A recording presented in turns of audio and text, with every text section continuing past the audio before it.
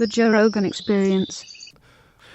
I think I had a great relationship with the military, basically, but I didn't like certain people. I would have gotten them out if I thought if the election was different, I would have fired all of them quickly. Most of them I did fire. Biden should have fired every military person involved with Afghanistan. He should have had a lot of firings. If you look at him, he told Israel not to do anything, and at least Israel's not going to look at a bomb the way they would have been. Think if they listened to Biden. They'd be waiting for a bomb to drop on their head right now. He's been wrong about so much. I guess you'd have to say that she's been wrong, too, because, she always said they made the decision together. But Israel didn't follow his advice. And I think it was a very, the Middle East is rapidly changing. There are prophets that say the world will come to an end in the Middle East. You know that, right? And we have weapons today that are so scary. When you look, I rebuilt them all.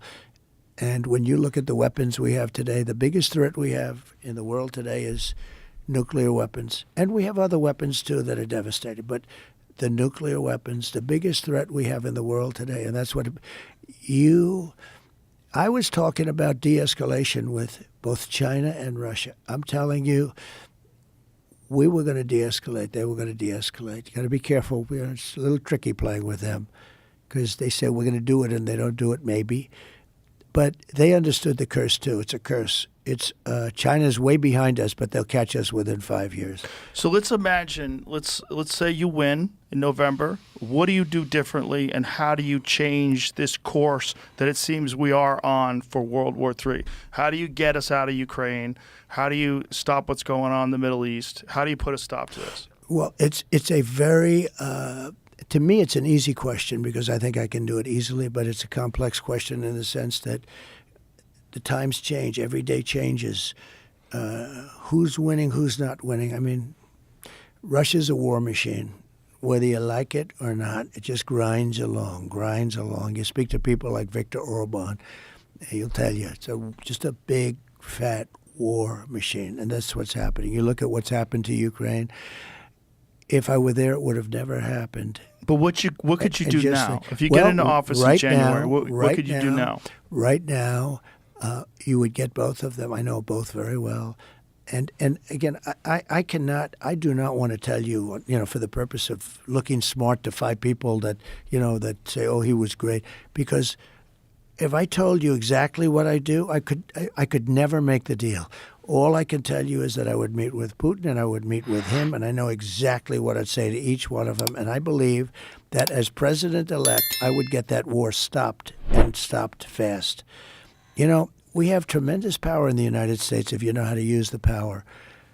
I stopped other wars just by the use of tariffs.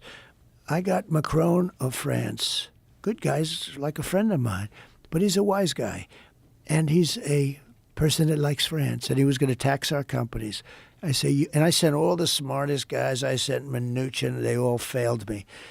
And I said, I'll do it myself. And I called him. I said, Emmanuel, you're taxing American companies. We're not going to allow you to do that. Oh, Donald, I cannot do it.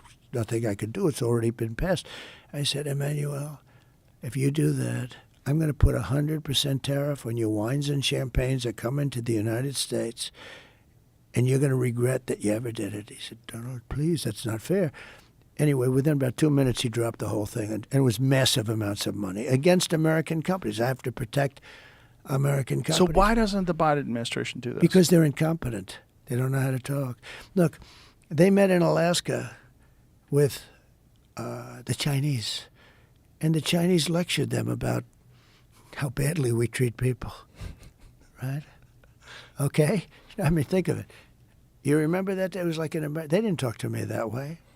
They respected me. They respected our country. They don't respect our country. They don't respect Biden.